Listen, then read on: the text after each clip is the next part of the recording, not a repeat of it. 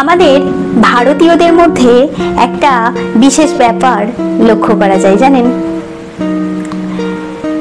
সামান্য কিছু ভুল বোঝাবুঝির কারণেই সম্পর্ক নষ্ট হয়ে যায়, কিন্তু সেই ভুল বোঝাবুঝিটা একে অপরের সাথে একটু আলোচনা করলেই কিন্তু মিটে যাবে। কিন্তু না, সেটা তো আমরা করি না, যে যার ইগো ধরে বসে থাকি, ফলস্বরূপ সম্পর্ক নষ্ট হয়ে যায়।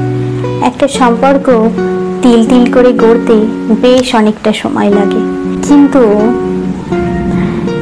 ভুল বোঝাবুঝি নামক আলগা ধাক্কায় একটা সম্পর্ক এক লহমায় ভেঙে যায়, ত্রাসের ঘরের মতো।